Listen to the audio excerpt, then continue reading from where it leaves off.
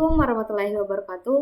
Perkenalkan, nama saya Fardina dengan NIM D023312 dari kelas Informatika A 2023. Nah, di sini saya akan mempresentasikan tugas pengganti ujian dari mata kuliah Penjaminan Mutu Perangkat Lunak, di mana kita di sini diinstruksikan bahwa kita disuruh membuat rancangan sederhana sebuah sistem atau aplikasi perangkat lunak.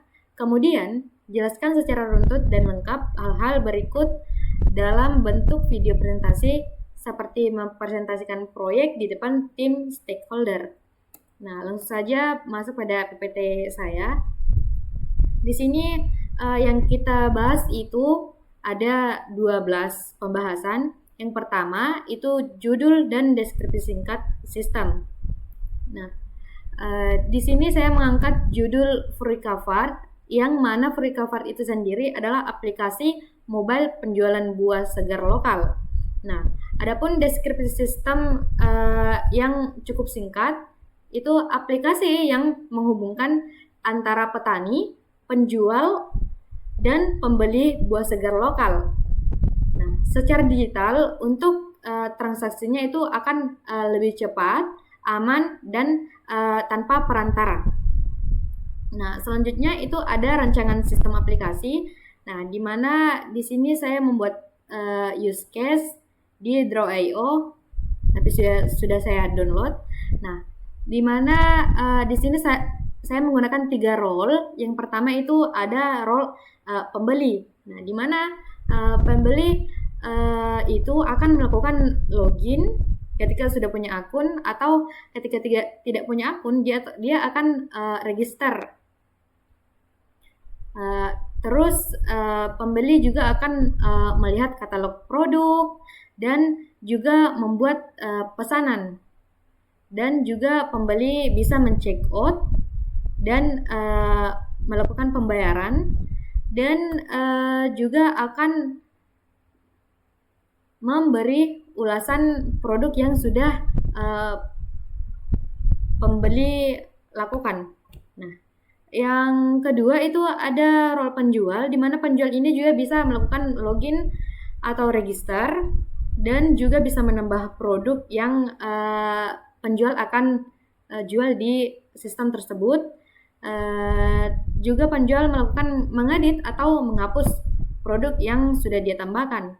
Nah, juga penjual bisa melihat pesanan masuk, dan penjual juga bisa mengirim pesanan yang sudah dipesan oleh pembeli. Nah, selanjutnya itu ada admin. Admin juga bisa melakukan login, register, dan admin juga bisa melihat verifikasi transaksi dan bisa mengelola data pengguna. Nah, sebagaimana secara umum itu pembeli bisa memilih produk dan melakukan pembayaran, dan admin pun akan memverifikasi dan penjual akan mengirim pesanan, dan pembeli akan bisa memberikan ulasan produk tersebut. Nah, selanjutnya itu yang akan kita bahas ada alur kerja sistem atau workflow, di mana pembeli ini itu bisa melakukan login atau register dan melihat katalog produk. Di sini saya juga membuatnya di Draw.io, dan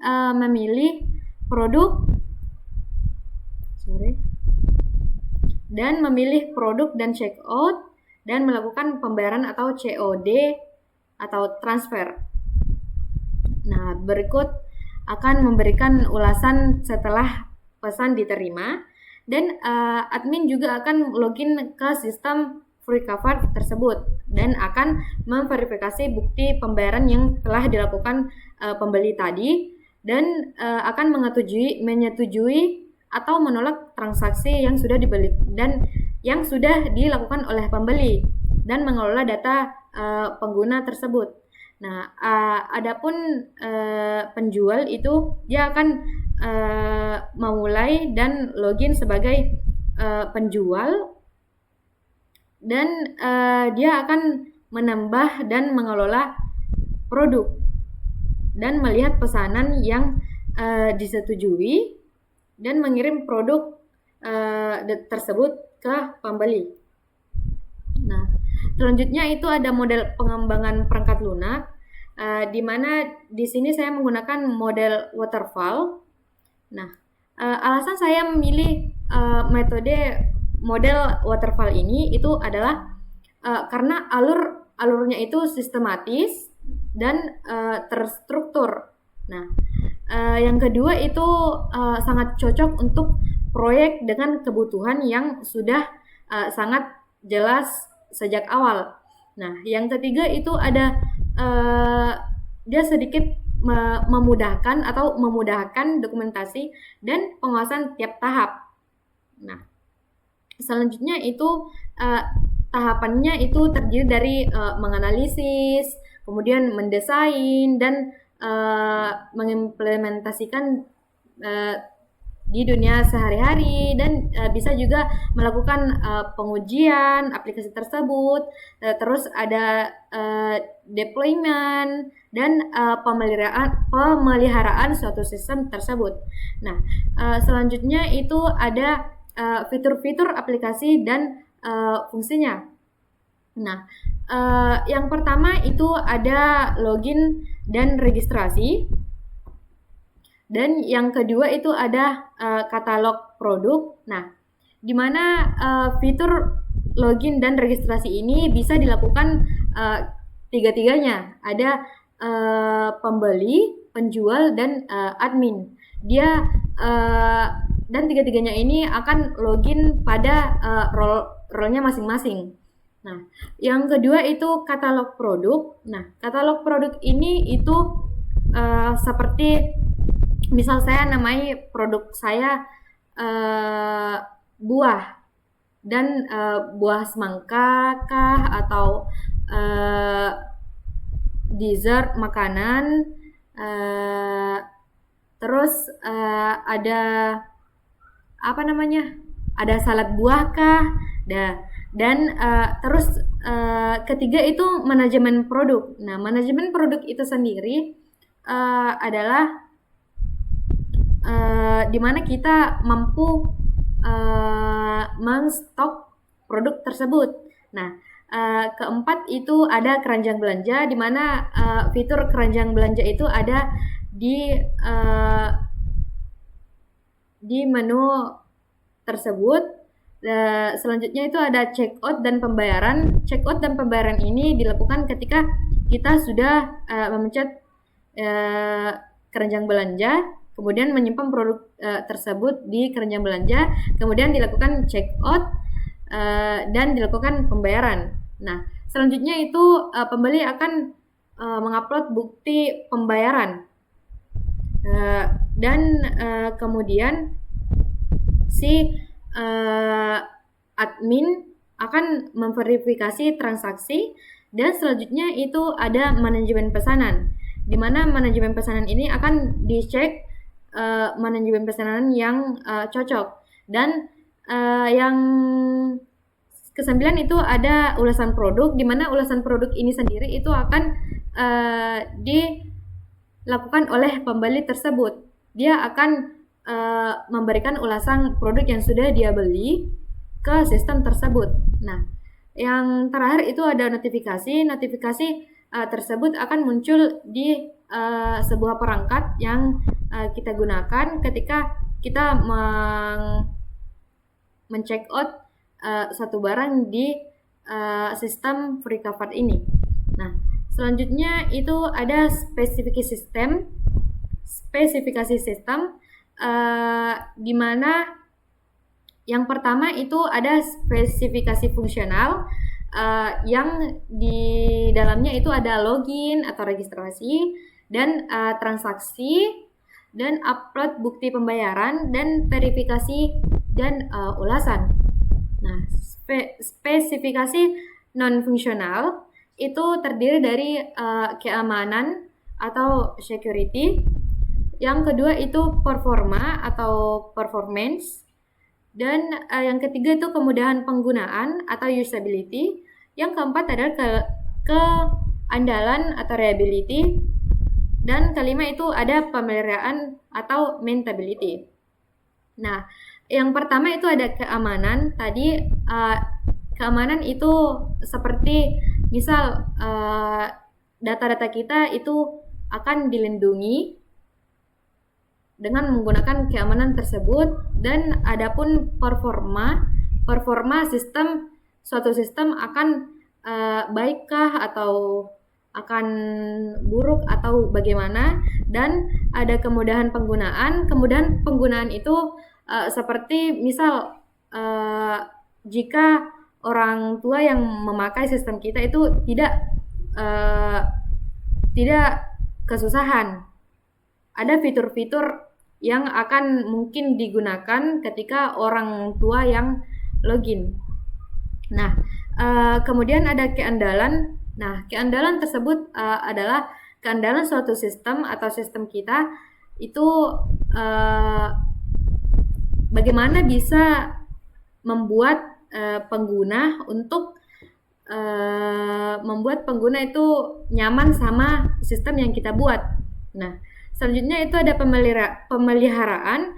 Pemeliharaan itu akan dilakukan secara bertahap di aplikasi sistem kita supaya aplikasi kita itu tidak banyak bugnya. Nah, selanjutnya itu ada spesifikasi teknis yang dimana di sini saya dimana perangkatnya itu yang dipakai laptop Intel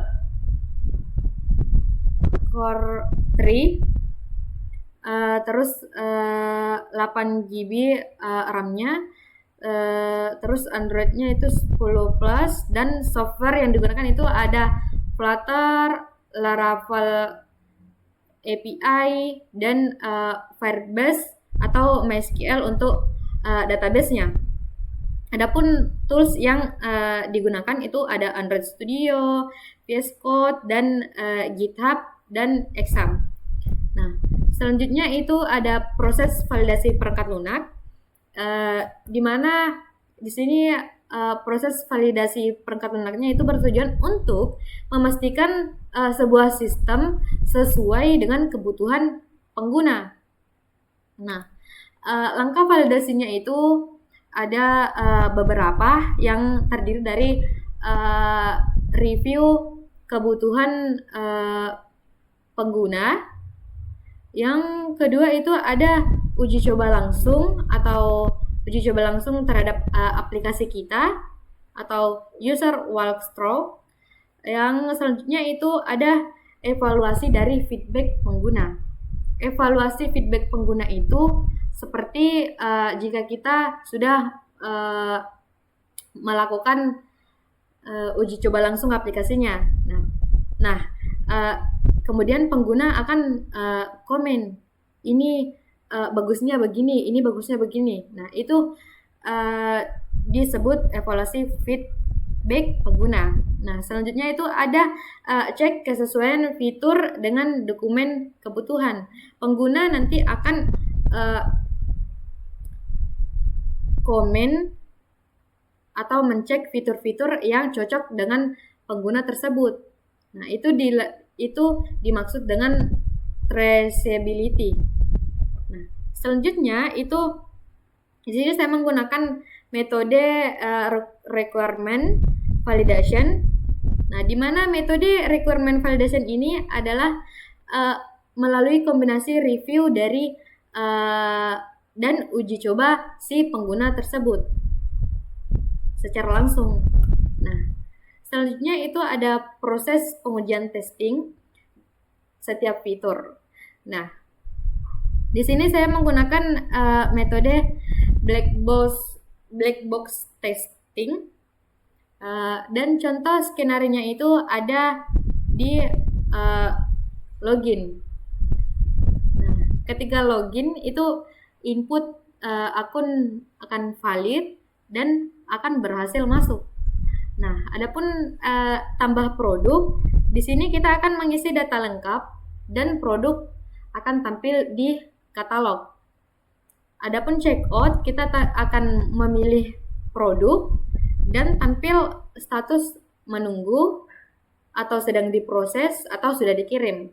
Nah, selanjutnya itu ada upload bukti pembayaran. Kita akan mengupload atau mengunggah file pada sistem tersebut dan akan muncul di detail pesanan.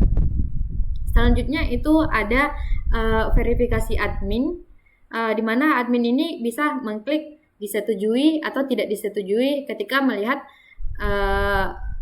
bukti transfer yang sudah dilakukan oleh si pembeli. Dan ada ulasan. Ulasan ini seperti kita memberi komentar dan akan ditampilkan di halaman produk yang sudah kita beli. Nah, selanjutnya itu ada lingkungan uji atau testing environment, di mana di sini gambaran umumnya itu seperti pengujian akan memastikan aplikasi atau sistem FreeCAFAT ini itu stabil di berbagai perangkat dan lingkungan di sekitarnya. Nah, selanjutnya itu saya akan menjelaskan konfigurasi perangkat keras. Nah, perangkat keras yang digunakan di sini ada laptop Lenovo yang prosesornya itu ada Intel Core i3 dan RAM 8GB yang seperti saya jelaskan tadi, serta smartphone Android versi 13 untuk uji aplikasi FreeCAFAT tersebut. Nah, sistem operasi yang digunakan di sini itu ada Windows 11 sebagai platform utama pengembangan dan pengujian. Nah, adapun database akan dilakukan di Firebase real time. Database digunakan untuk menyimpan transaksi-transaksi yang sudah kita lakukan dan pengguna secara real time. Nah, bahasa pemrograman yang digunakan di sini adalah bahasa DAR yang digunakan di dalam aplikasi Flutter untuk front end-nya. Terus ada PHP di aplikasi Laravel untuk backend API. Nah, selanjutnya itu ada tools pengujian. Tools pengujian yang digunakan di sini ada Android emulator dan juga Postman atau uji API dan GitHub untuk version controlnya, supaya orang-orang di luar itu akan melihat kode kita melalui GitHub. Nah, selanjutnya itu ada koneksi, di mana di sini itu kita menggunakan jaringan internet itu stabil agar integrasi data antara front end dan back end-nya itu akan berjalan lancar. Nah, selanjutnya itu ada standar kualitas produk dan sistem. Nah, di sini saya menggunakan standar dari ISO dan IEC 25010 itu karena merupakan acuan internasional yang komprehensif untuk menilai kualitas perangkat lunak berdasarkan aspek fungsi, kinerja, dan keandalan suatu sistem. Nah, penerapan dalam proyek itu, nah standar ini akan diterapkan melalui pengujian setiap fitur yang ada di aplikasi FreeCAFAT ini.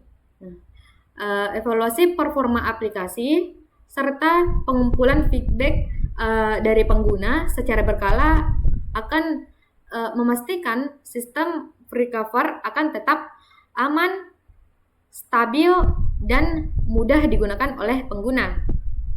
Nah, selanjutnya itu ada standar kualitas perawatan atau maintenance quality.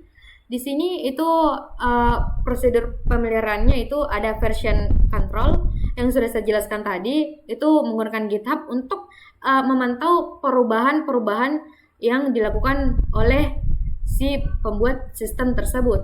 Nah, selanjutnya itu ada dokumentasi kode.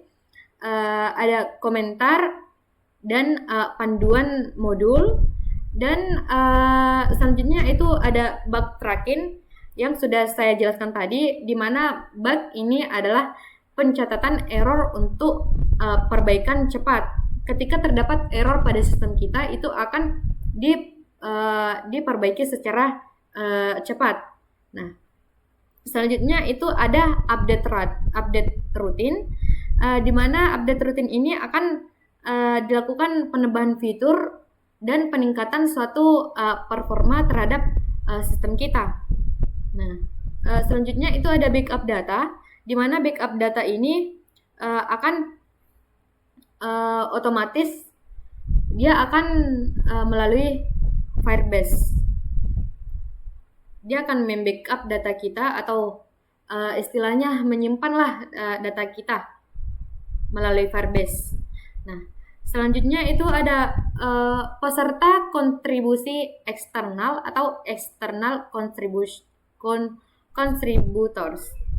Nah, di sini itu di sistem aplikasi Freecover ini tidak melibatkan pihak luar, karena semua proses akan ditangani oleh tim internal untuk menjaga konsistensi dan keamanan suatu sistem.